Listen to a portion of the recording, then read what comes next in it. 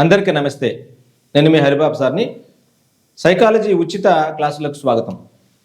మిత్రులారా, last time వచ్చినటువంటి ఇప్పుడు మొన్న వచ్చినటువంటి టెట్ను ఒకసారి గమనిస్తే ఎవరు కూడా సైకాలజీ పట్ల సాటిస్ఫాక్షన్గా లేరు. ఎందుకంటే ప్రతి ప్రశ్న కూడా చాలా డెప్త్గా ఆలోచన చేసే విధంగా, తప్పు పెట్టించే విధంగా అప్లైడ్ పార్ట్లోనే ఉంది.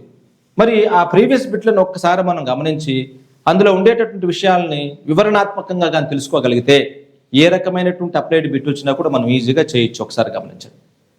పూర్వ సంప్రదాయ స్థాయిలోని విధేయత శిక్ష ఓరియంటేషన్లో ఈ క్రింది వాటిలో సంబంధించి సరిపోయే వాక్యం ఏది అన్నాడు. అంటే లారెన్స్ కోల్బర్గ్ యొక్క నైతిక వికాసంలో ఉండేటటువంటి 6 దశలలో ఏ దశలో విధేయత శిక్ష ఓరియంటేషన్కు సంబంధించినటువంటి అంశము ఇందులో దాగి ఉంది అనేటటువంటి అంశాన్ని ఇక్కడ మనం గుర్తించాలి.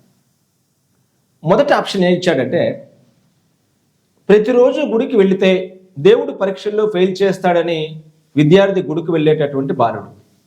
అంటే ఇక్కడ బాలుడు ఏమనుకున్నాడంటే, ప్రతిరోజు మనం కానీ గుడికి వెళ్ళకపోతే దేవుడు ఖచ్చితంగా మనం పరీక్షల్లో ఫెయిల్ చేస్తాడని ఉద్దేశంతో మాత్రమే గుడికి వెళ్తున్నాడు.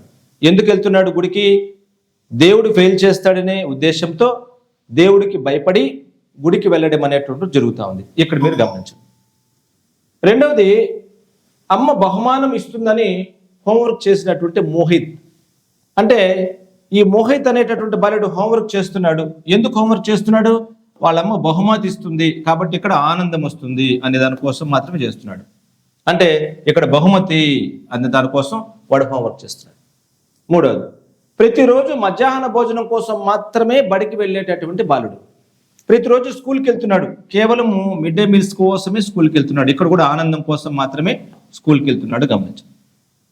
4వ ఆప్షన్లో తండ్రి మెప్పు కోసం మొదటి ర్యాంకు సాధించినటువంటి పునీత్ అనేటటువంటి బాలుడు దేనికోసం వెళ్తున్నాడు? దేనికోసం మొదటి ర్యాంక్ సాధించాడు? First rank. వాళ్ళ నాన్న ఇతను పొగుడతాడు, మెప్పు కోసం మాత్రమే చేస్తున్నాడు. చూడండి, ఈ 4లో విధేయత శిక్ష అంటే భయాన్ని కల్పించేటటువంటి అంశంగా తీసుకున్నప్పుడు ప్రతిరోజు గుడికి వెళ్ళకపోతే దేవుడు పరీక్షల్లో ఫెయిల్ చేస్తాడు అనే ఉద్దేశంతో మాత్రమే గుడికి వెళ్తాడు. ఇది ఆన్సర్ అవుతుంది. ఇంకా రెండవది, ఈ మూడోది, 4వది ఆన్సర్లు కావు. ఇలా చాలా జాగ్రత్తగా గమనించాలి.